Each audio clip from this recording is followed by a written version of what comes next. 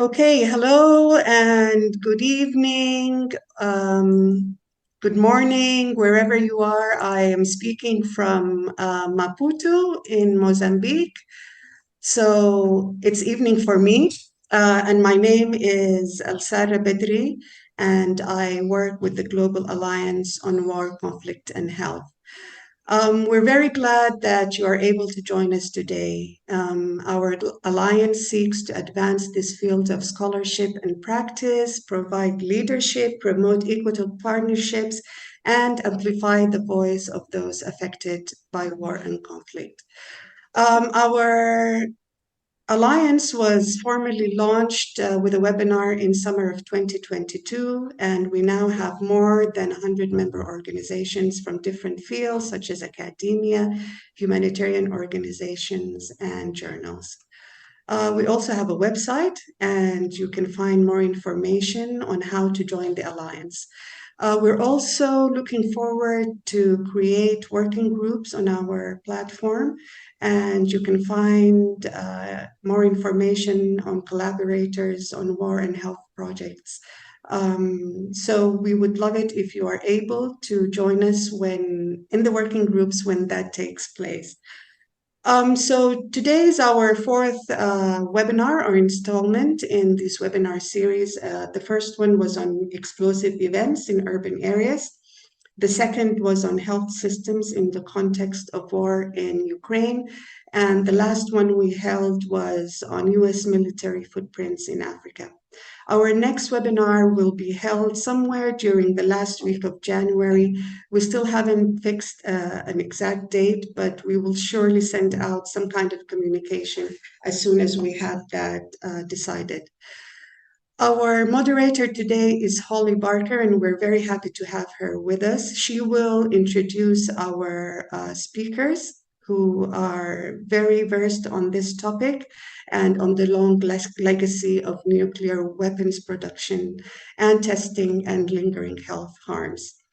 Holly served as senior advisor to the ambassador at the Embassy of the Republic of the U.S. Embassy at the Republic of Marshall Islands from 1990 to 2007. That's full 17 years. She is now an anthropology teaching professor at the University of Washington, where she teaches about nuclear weapons, indigenous methodologies, museum decolonization, and critical sports studies. That's quite something. That's impressive. Since 1988, when Holly first went to the Marshall Islands as a Peace Corps volunteer, she has spent much of her life working with Marshallese people, both in Micronesia and the United States.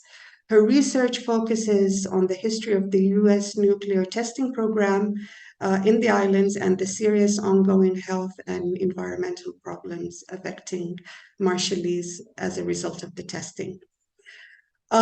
With great compassion and humility, she teaches and has written 2 books about the unjust policies carried out by the United States. Her work vividly describes the devastating consequences of the nuclear testing, the creative and determined work of the Marshallese for political recognition and self-determination, as well as the contributions that anthropological research has made and can continue to make these efforts. So thank you very much for joining us, and I hand over to Holly. Thank you, Elsara. Thank you so much for that kind introduction, and thank you to the Global Alliance on War, Conflict, and Health, Stephanie, Amy, and everyone else who supported this. It's a great honor to be a part of this conversation. Mostly, I'm just excited for everyone to hear from these 3 phenomenal public health professionals that we have today, Leimamo, Emily, and Jasmine, because each of them is dealing with their own community connections to the nuclear legacy, and each one of them is tirelessly advocating and serving as a bridge between these communities and public health entities. And today's discussion emerges from conversations that are happening across different communities. And I'm wondering if we could advance the PowerPoint slides. It'd be terrific. Thank you. This is an image just showing partially in terms of context the many, many communities outside the United States, but also inside the United States who are connected to weapons of mass destruction. This includes the mining of uranium. This includes the processing of uranium and plutonium. That processing occurred in Hanford, Washington, is one area we'll focus on. And also it includes the detonation of these weapons as occurred in the Marshall Islands and elsewhere, as well as nuclear waste storage issues. There has been an effort from communities across the United States and beyond who are demanding, pushing, protesting to address these immediate impacts of radiation exposure, but also to look at the profound intergenerational impacts. One of the reasons why nuclear weapons that are powered by both plutonium and uranium, one of the reasons they're so effective as weapons of mass destruction is because they're mutagenic and they mutate DNA. And what that does is cause mass destruction across generations for countless generations. And so the activities of the Cold War are mapped onto the bodies of communities globally in ways that we're still understanding and reeling from. But we want to center really the community leadership and those efforts of communities. Today, again, we're focusing on Hanford, Washington, which is the site of the plutonium processing. This is not just a place, obviously, of production of plutonium, but it's also people's homes. It's homes to tribes, it's homes to communities, it's homes to downwinders too, and their lives and communities have been impacted in ways that Emily in particular will bring forward today. Their lives are also connected in ways that haven't always been focused on to the lives of people in the Marshall Islands. As plutonium processed in Washington and part of this global network went out into the air, the body, the seas of the Marshall Islands through the detonation of weapons.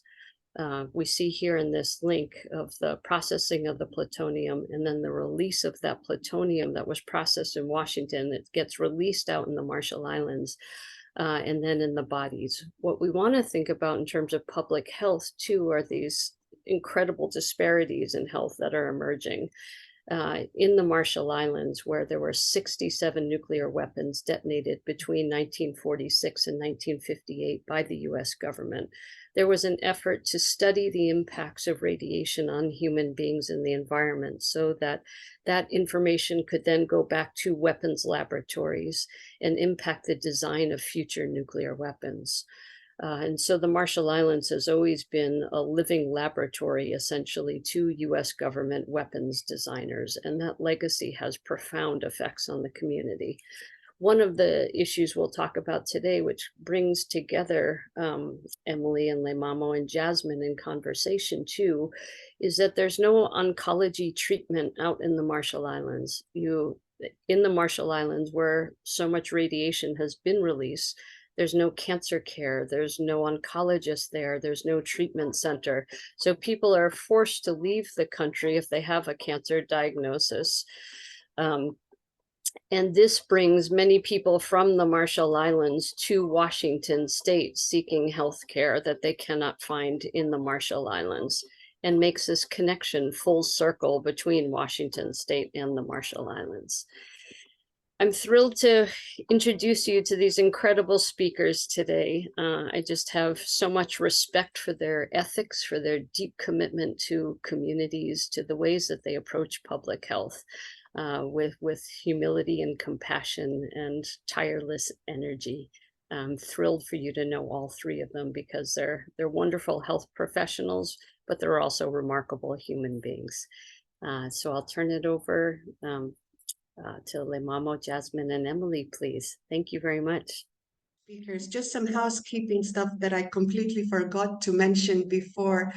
As you probably noticed, for the participants at the moment, the cameras are muted and the cameras are off and the mics are muted. If you do wish to ask a question later on, please just indicate in the Q&A box, and we will try to open both your camera and microphone if you want to go live while you're asking your question. If not, then you can just send your question in the Q&A box. So thank you for that. I think to start off, we'll just go ahead and just give like a brief background of who we are, like why we're here, who are we to be sharing this information, or just like how we kind of got involved into this realm of work.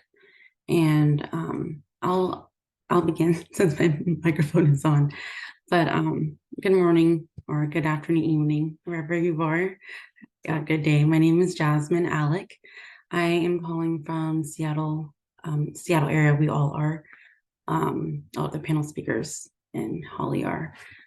But I am currently working at one of the local health jurisdictions directly with the Marshallese community. I am Marshallese.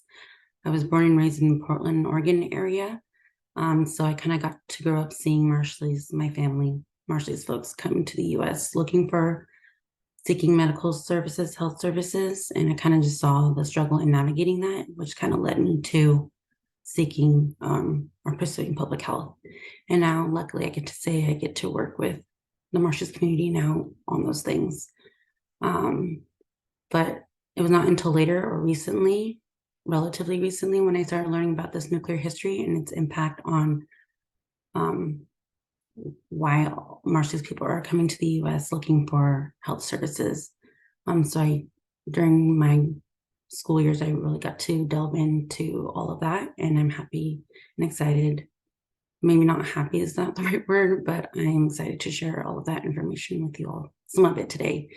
Each of these slides that we are going to share today, I feel like each one could have its own hour webinar, but it's going to be we're going to skim through a lot. At the end, we will share resources for everyone to delve in deeper in their own time if they wish. But thank you everyone for your time and for being here. I will pass to Leimamo. Thank you, Jasmine and Yahweh. My name is Leimamo Wase. So this topic is important to me because I'm Marshallese, so it's very personal. I grew up in the Marshall Islands on Kwajalein, which is the American military base in the Marshall Islands. And so as kind of similar to Jasmine, it wasn't really until recently was when I started learning about the RMI's nuclear legacy, the RMI and the US nuclear legacy. And so aside from that, I grew up listening to my grandmother, hearing stories from my grandmother who was a victim or who was witnessed the nuclear bomb, Castle Bravo, that was detonated in the Marshall Islands. And so I grew up listening to stories from her. And, at that time, I didn't really understand or connect that the reason why she was sick was because she was there. And so this issue is important to me because I experienced firsthand how to care for somebody that was affected by the nuclear bomb. And so that also is a reason why what brought me to public health. So very similar to Jasmine. And so there's a lot that I still don't know about, a lot that I'm still learning in regards to the health effects from the nuclear testing. So my goal is just to make sure that my friends, my family, my community is healthy here in the US and back home. So thank you for having me. I'll pass it on to Emily. Thanks, Leimamo. Good morning, good evening. I do this work in memory of my mom, Diana Morton. She was a teacher and a librarian and did a lot of her own research about her exposure to emissions from the Hanford nuclear site growing up. she and her two sisters all had cancers in their 20s and 30s, and a lot of cousins too. And I didn't realize that I am too a downwinder from Hanford until I took a class. I was 32 years old at the University of Washington about Hanford environmental health and policy from Dr. Barker, who's our moderator. And I learned about my nuclear legacy and that of my family, and just really needed to know more at that point. After that class, I shifted my studies from global health to more of a public health, local focus on my community. And as I was getting my master's of public health, I conducted a qualitative study to learn more about the experience of the brave men and women who clean up Hanford, who clean up the site, and their exposures on site, and how they navigated medical care and compensation systems. And here I learned about the culture of secrecy that still permeates the Hanford site today, and the strange culture of denial and kind of national pride that exists in those surrounding towns. Most of the workers were very sick. I sat and talked to them and their families for more than 2 hours about their frustrations, navigating insurance claims, getting medical care. And they were the ones who stuck with it and ended up receiving care. Most others, they said, got frustrated and understandably would give up and leave their jobs and disappear, as their fellow workers told me. And then after grad school, I just stayed really close to Hanford Challenge, a local advocacy group and watchdog agency for workers and their families.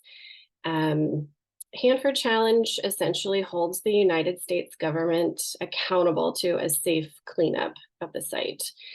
And in 2018, the state of Washington sued the federal government to keep Hanford workers safe on site and to expand their access to care under what's called a presumption law. So now they don't have to prove as much that their illnesses are related to their jobs, but it's still really a complicated system for them.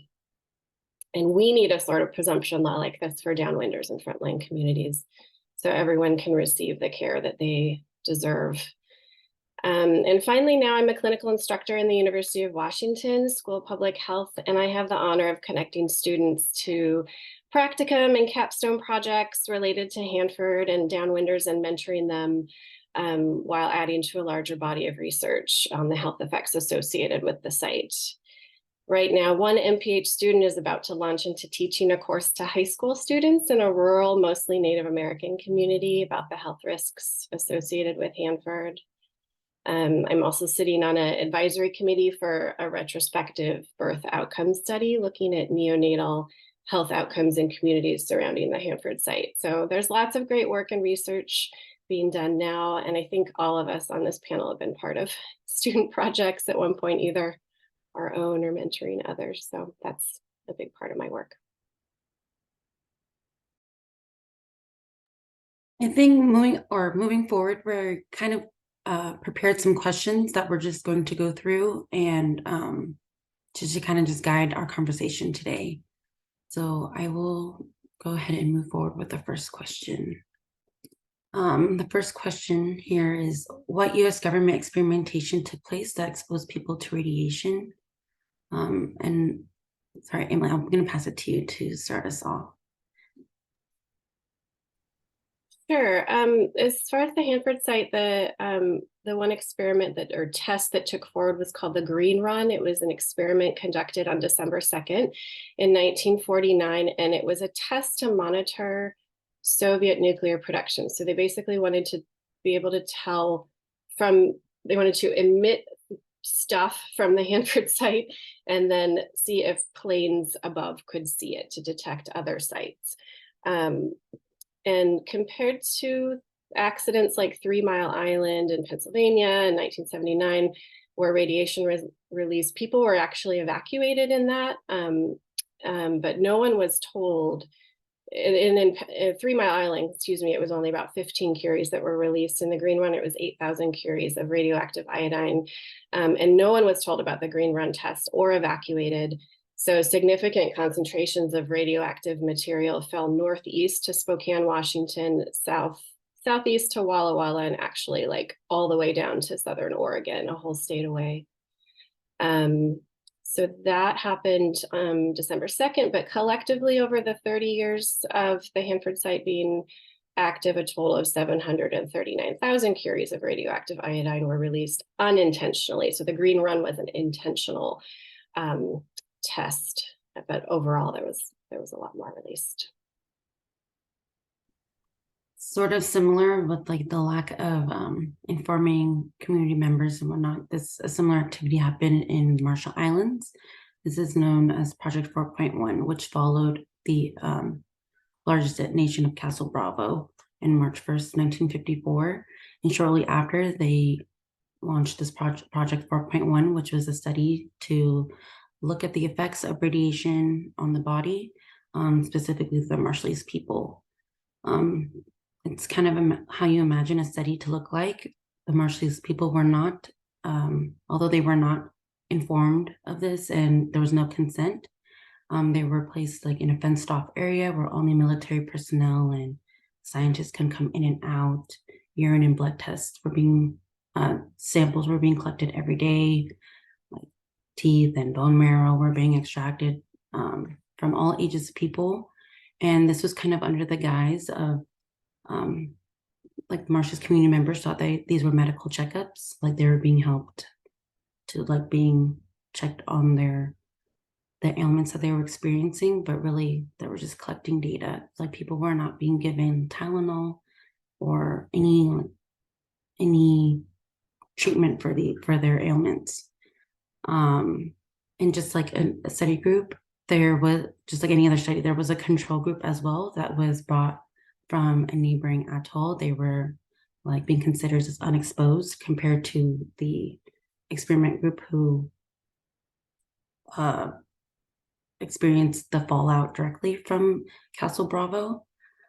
And these folks, it has been documented that the control group also was injected with radioactive isotopes to kind of compare how they were going to experience their symptoms compared to the exposed group. And it kind of goes on, and this could be a whole a webinar in itself, but just some snippets there of how these experiments were kind of used to determine the current safe exposure levels that we use now. It was based off a lot of these studies right here. And then Jasmine, I just wanted to share a personal story from that, but just after hearing about Project 4.1, so the area where they would bring community members to study was a beach that I would go to growing up on Kwajalein, and that's where I hung out with my friends, and we would go and have barbecues. And so it was, after learning this, it was definitely like a strange realization that years ago, not too long ago, but years ago, my friends' grandparents, they would come here and they would be studied, and prior to them being studied, they would have the Marshallese people wash the contamination off by swimming in the ocean, and then they would bring them in to study them. So I just wanted to share that.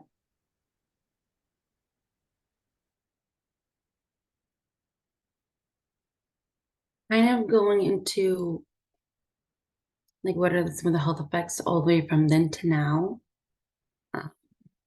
I'll start off with, of course, there was the immediate effects from those tests, like hair loss, headaches, burns, those types of ailments. But even till now, intergenerationally, we are seeing chronic disease, not only from those people firsthand, but being passed down to their children, their grandchildren, and whatnot.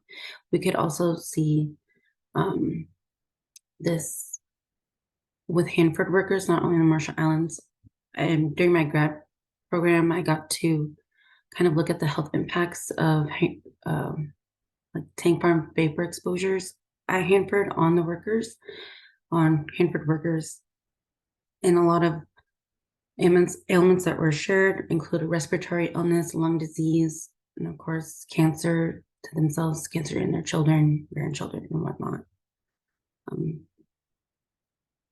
Feel free to chime in. I'm going to pause there. Well, I'll just say that there's a lot of uncertainty within our community, public health and epidemiology, about those causal effects, which there's an urgent need just for those compensation and care programs because there is such uncertainty, statistical uncertainty of the health effects. As far as I know, there's only been one epidemiologic study on thyroid disease around the Hanford site, and it was inconclusive. So there is an urgent need for further study. And I'll just add a quote here from Russell Jim, Native American Yakima Nation elder, said in an interview, quote, "The indigenous people have one chance in 50 of getting cancer from the chemicals if we continue to eat the fish from the Columbia River, especially around the Hanford area." And he was referring to a 2003 EPA report.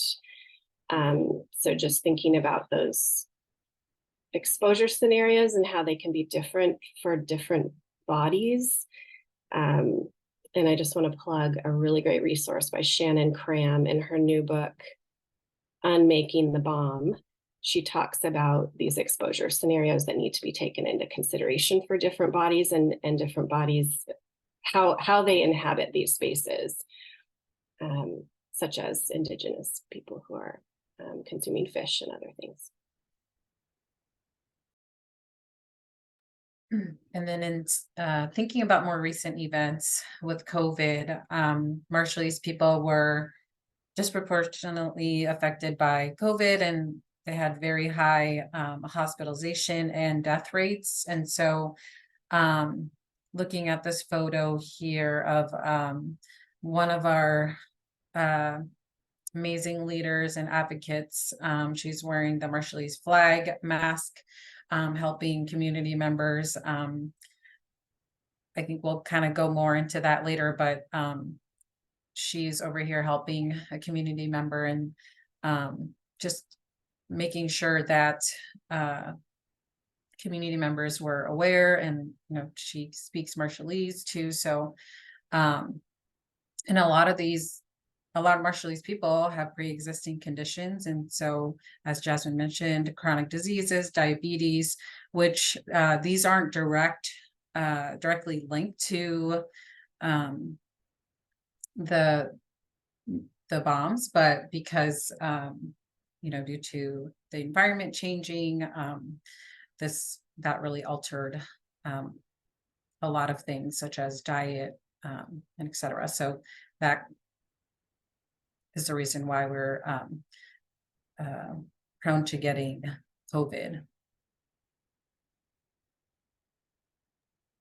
And that's how the three of us met, responding to COVID from a local health department and supporting the Marshallese community, by the way.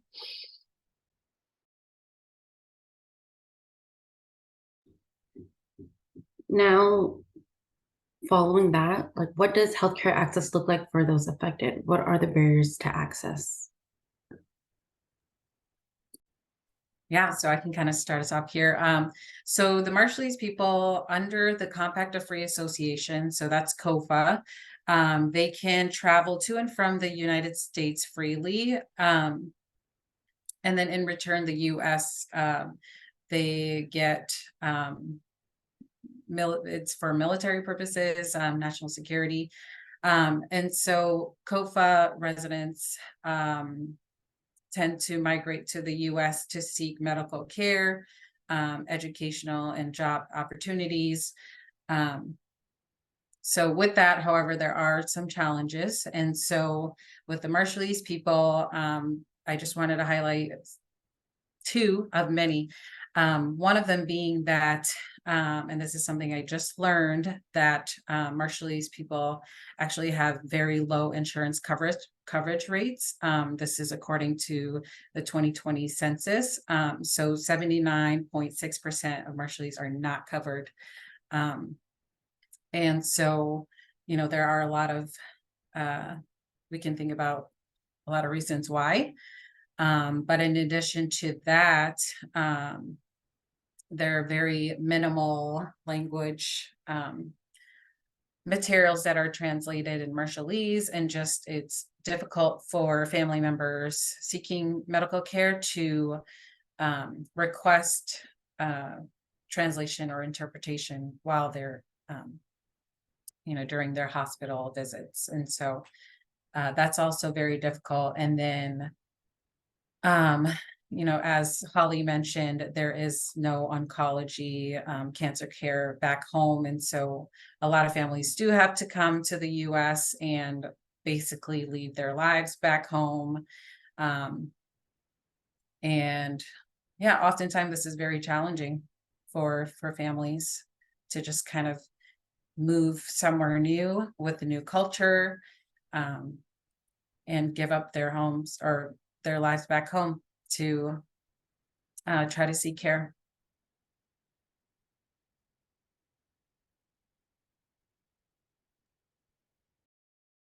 Jasmine, did you want to add anything, or should I move on to the? You can go ahead. Right.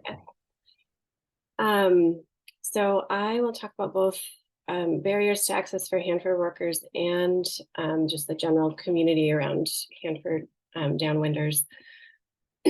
So starting with the cleanup workers, during my graduate studies, when I interviewed workers, they shared that they receive a lot of gaslighting, especially from employers, kind of told to tough it out. Management are dismissive of exposures, and people just don't talk about it. This also occurs when once they file their injury claims, they have to prove their injuries to private insurance providers for workers' compensation. And it's nearly impossible to navigate those insurance systems, like I mentioned before. Fortunately, in 2018, a Washington state presumption law was passed, which provides a presumption of illness for specific diseases and conditions suffered by workers and former workers. So that's made it a bit easier for them, though there's still a lot of proving things, which is unfortunate. And then there's also a federal program called the Energy Employees Occupational Illness Compensation Program Act. It's a long one that workers can apply to. And then for downwinders, there's really no support, compensation, or care for downwinders still. There was a litigation that lasted 24 years. My mother was a plaintiff, and I think over 3,000 people. There was 14 different legal firms that represented plaintiffs, and they all pretty much went bankrupt in the end. We see them as heroes. They just fought so hard to get care and compensation for people. The US government spent $57 million in defense of the claims. And you can imagine the private attorneys also spent a lot of their own money. And most downwinders received nothing. There was a bit of, $5,000 here, $10,000 there. So the biggest barrier to access to care now is that there's obviously no compensation or care plan, and most communities are rural with limited specialists and medical providers, and they need to travel into Seattle and other cities to seek care. Oh, and I will just go ahead. One other insurance or compensation plan is RECA, the Radiation Exposure Compensation Act. Now, as of 2022, supports U.S. uranium miners and Nevada test site downwinders, and but it leaves out a lot of other sites and communities. So there are a lot of efforts to expand that to other sites. Mm-hmm. And that's a good segue. I feel like a lot of these barriers to healthcare access is coming from this, this whole culture of secrecy. So this question here, what are the consequences of national security secrecy? And one group I want to highlight is the cleanup veterans. This is a group of U.S. military soldiers who served in the Marshall Islands from 1977 to 1979 with the duty to clean up all the waste from these nuclear tests, from the nuclear tests in the Marshall Islands. One major project was the construction of this dome that's pictured here. It's called Runit Dome, which stores a lot of this waste. But it was not until recently when we connected with these veterans who shared a lot of information that the U.S. did not disclose to the Marshallese people, including that the waste is not only in this dome, that the veterans would recall and share their testimonies from when they were there, that they were dumping waste into the lagoon, that the plutonium, basically what they had to do was get all the top level soil from the entire island, and this was put into this dome, which is supposed to get rid of all the plutonium from these tests and other chemicals, just to try to lessen the effect of the plutonium. They would mix it with cement, and which is the cement blocks that make this dome as well.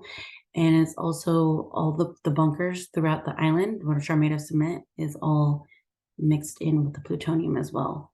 They also mentioned that they put waste into crypts, which were buried underground throughout the island, which is also where a lot of our traditional grave sites are. So it's also just mixed in with this. They also disclosed that in this dome, 130 tons of nuclear waste from the Nevada test site was shipped over all the way to the Marshall Islands to be stored also into this dome, which was information that was never disclosed to us, but from these cleanup veterans themselves. But they were sworn to secrecy all the way up until around 1994. They were not to tell their families and their spouses, regardless if when they were experiencing their own health effects as well. Like their children were experiencing health complications, and these veterans were not legally allowed to tell them what they experienced. And we just started connecting with them. It was around COVID time. And this is their first time meeting Marshallese people. It's our first time meeting them. But of course, it's been a while now. So the number of cleanup veterans is lessening as time goes on. So we really cherish our relationship with them. We're both from both sides finally getting to share stories and hear from one another. And so yeah, I'll stop there. Maybe one more thing I will say, as a consequence of national security secrecy, is for the longest time, even till now, they always have troubles seeking healthcare, because this mission was so top secret that it doesn't, when they say when they're asked when was their service and what was their service, it doesn't come up as a mission or a service, because it's so secretive, and they just felt unrecognized, not acknowledged through policy, through legislation, and in healthcare.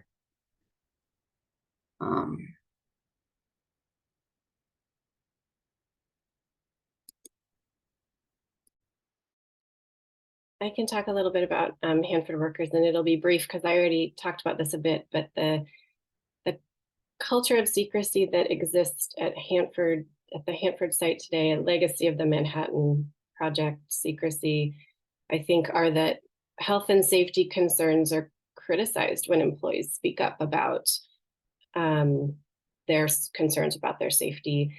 And whistleblowers, so those that do speak up, usually have to get legal representation. They are penalized or fired for speaking up in some cases. And this, of course, has implications on their health and economic consequences for them as well if they can't continue working.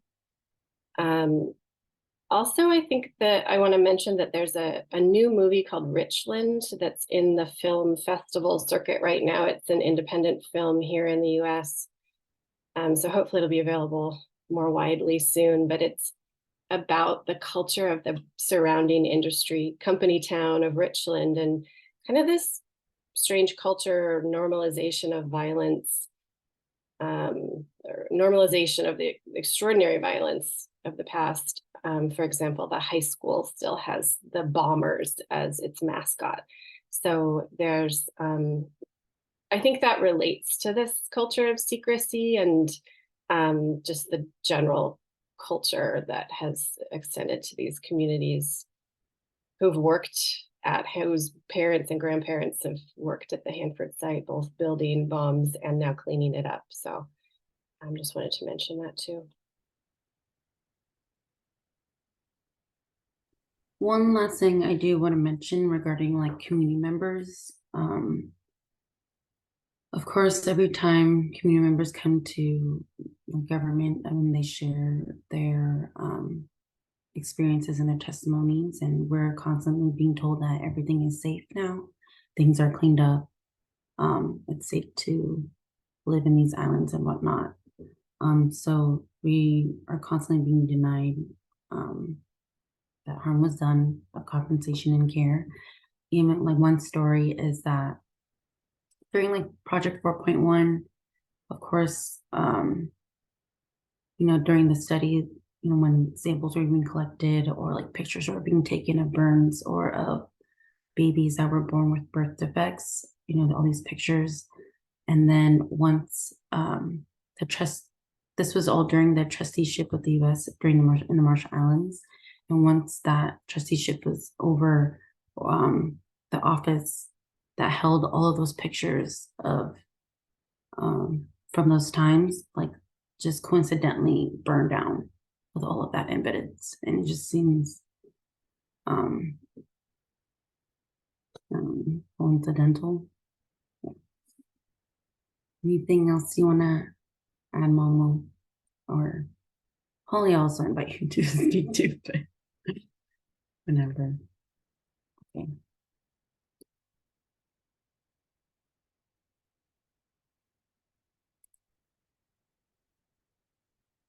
Kind of moving forward, looking at the intergenerational impacts, I'll just add my quick blurb now.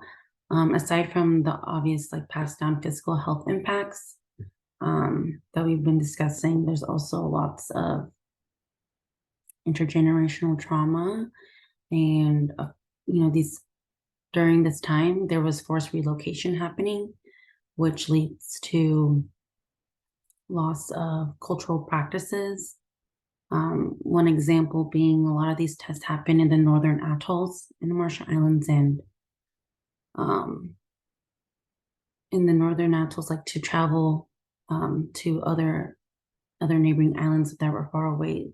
The northern atolls were kind of known for having some of the best sailors because they had to go long distances and go through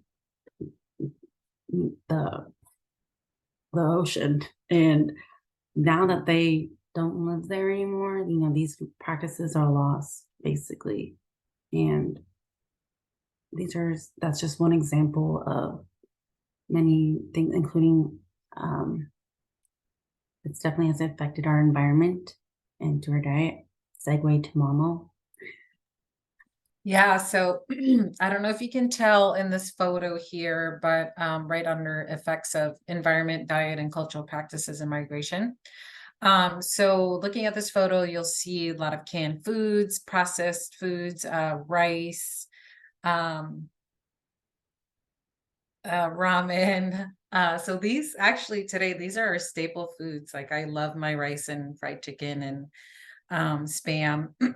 And this is something, so I guess looking at it as a package, the communities that were most impacted by the let's say the Castle Bravo that was detonated in Bikini, so kind of the neighboring islands as well, especially people from Bikini who were relocated to other islands in the Marshall Islands. They received families would receive this package of food from the US because a lot of at that time, you didn't know what you could eat, you couldn't eat. And then a lot of people would actually eat coconut and fish, and it tasted different. And so that was when the US decided to kind of send food to these families. And so this is what they would get. So, leading to our high rates of diabetes, chronic disease. And like I said, now this is like, if you visit a Marshallese family, you'll most likely get a plate of um, rice and spam.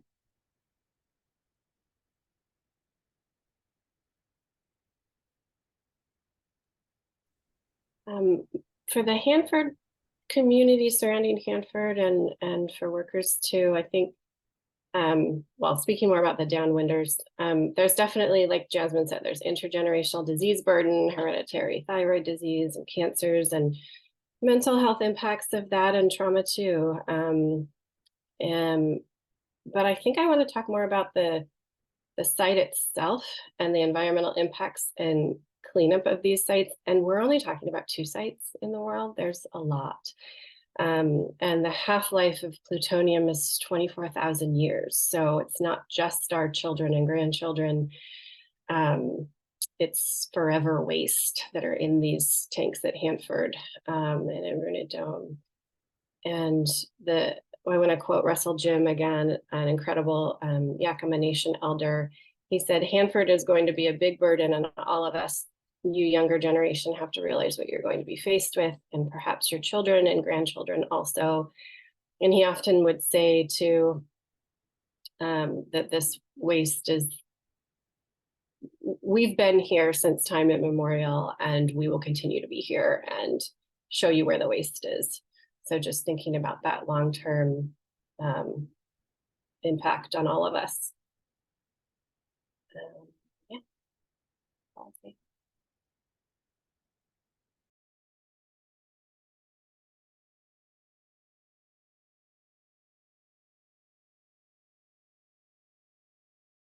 Speaking of Russell Jim and just other strong leadership in our community, even moving past all of these years of secrecy, now we are, we've been we've been trying to learn all of this information and share this information, but now there's lots of efforts to share with the upcoming generation as well.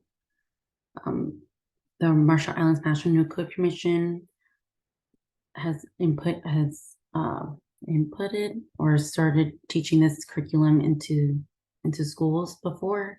Of course, this is like not dining table conversation that you have with families, and it's just not something that you just kind of share in pastime very often. So, and a lot of this information we're just learning recently, but through this curriculum, we're making an effort to inform our youth, inform the upcoming generation, moving forward.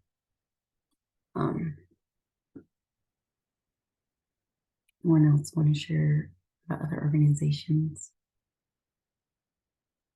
I think we're going to move on to Q&A. I see a chat after we share some resources. Yes. So yeah, it is time 8:50, but or whatever time it is, 10 minutes still. We've made some, this is a very small list of some resources that we just kind of threw together, but I'm gonna go ahead and some of these are linked, and obviously you can't click the link on this slide. So I'm gonna spend some time right now and put them in the chat, but we will now cyber Q&A.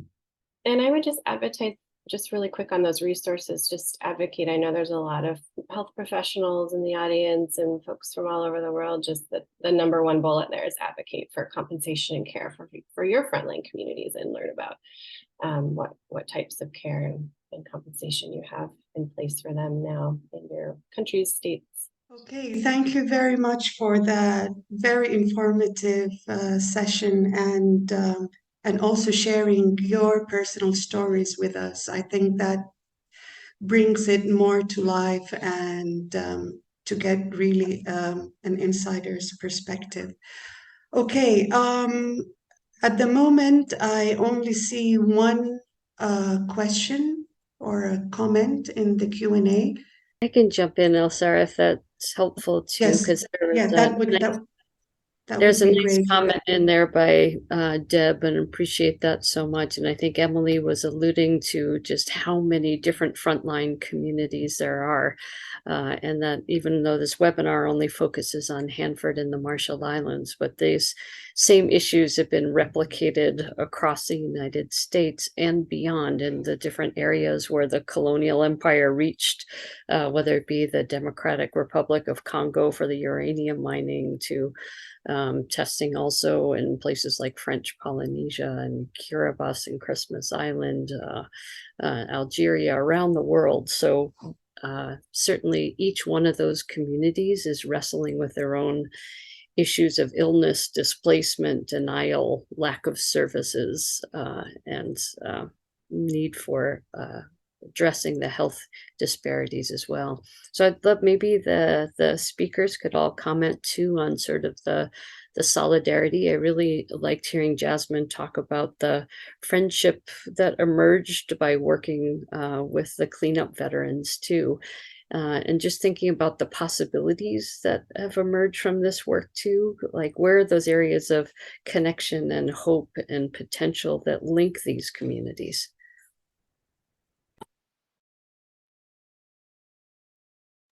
Well, just seeing, I can now see the chat and seeing your comment, Deb's comment about Utah. I think in the Downwinder community, it's important for us all to work together too. I mean, that's another state that could advocate for RECA. So, you know, we can work together as states, but I also just really value meeting and working with Marshallese communities. And there's often, I notice a lot of our Hanford Downwinder community leaders in Marshallese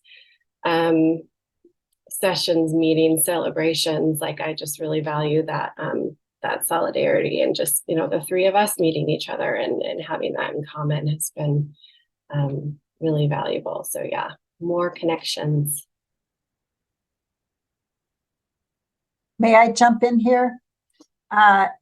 Emily, I wonder if you might chat a little bit, and maybe Holly will help you, to talk about the way that Hanford site has been operated for these many decades. People might be under the impression that since the US government owns this site, that it is US government agencies that conduct the scientific research and cleanup operations. And maybe you could help us to understand the little parade of highly profitable corporations that have received these very generous contracts over the years to do this cleanup, and the conflicts of interest that are involved in this. You know, we think about the role of workers in this cleanup operation and the sort of odd landscape that they occupy as both manufacturers of these bombs, and therefore sort of a dark role, but then also they themselves are victims. And so that's why I too appreciated the idea of the friendship between victims on multiple sides of all of this, and keeping in mind who is profiting. Yeah, that's a really great point. The Department of Energy, which is the federal government, oversees the site, but there's always been a company or a private organization who's doing the work. DuPont was one of the when the plaintiffs were the Downwinder plaintiffs. They was against DuPont Corporation and the Department of Energy, and those contractors shift every, I don't know, decade or so, as do the private insurance companies, the compensators of the illness and for the workers, which also complicates things because then everything changes. But yeah, it's a mess. Holly, you might have more to say about that. I think just to add in too, Amy, since we're both University of Washington too, and thinking of the role of universities in all of this, and the number of University of Washington faculty members who have been at Hanford studying, been in the Marshall Islands studying, and have been a part of that extractive science that was done to support the weapons development. So yes, there are universities, there are corporations. When you think of the Boeings, the Raytheons, those who are the military contractors, together with the weapons laboratories, and it's in every community. It's across. It's Ohio, it's St. Louis, it's Tennessee, it's California, it's Hanford, it's everywhere, and this I think what's happening now is this real movement that people have been struggling and fighting so hard within their communities, but I see now this connecting of the dots that's happening, so that people are starting to see what both nationally across the US, but also globally, what they've been a part of. And I think that potential for those synergies and that activation of those networks is going to increase the abilities to fight back enormously. Thank you, Holly. I noticed that Summer Jabour posted a question, and I have unmuted him so that he might ask live, but I think his question's important. Summer, can you join us? So Summer asks in the Q&A, terrific webinar that has brought humanity to the topic. My question is whether affected communities have moved from highlighting care and compensation into political work against militarism. I'm sorry, I just unmuted, but I guess this is it. That's my question. And thank you for a terrific webinar. Back to you. Let me just notice that Summer Jabour is one of the founders of Global Alliance on War, Conflict, and Health. Very important person in our community. Thank you.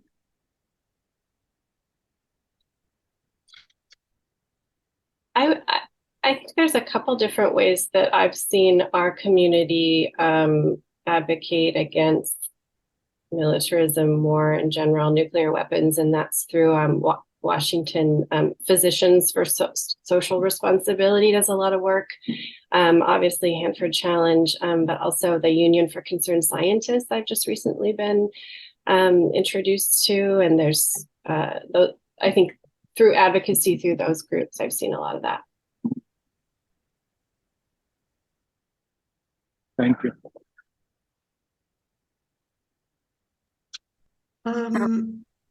There's one more question. I mean, if somebody can tackle that one really quickly, because it is already the hour now. So has bioassay been done on Marshallese?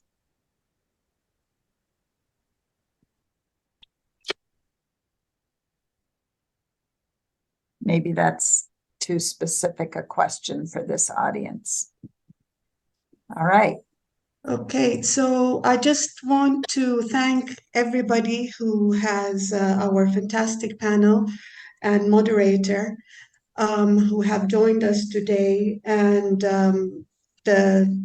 just a quick review of what we've looked at today. So we've looked at the health effects of nuclear testing on these two communities and the access to health and the barriers associated with that, the effects of secrecy related to the nuclear program.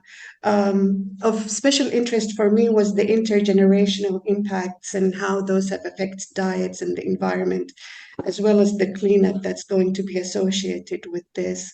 And the high health disease burdens.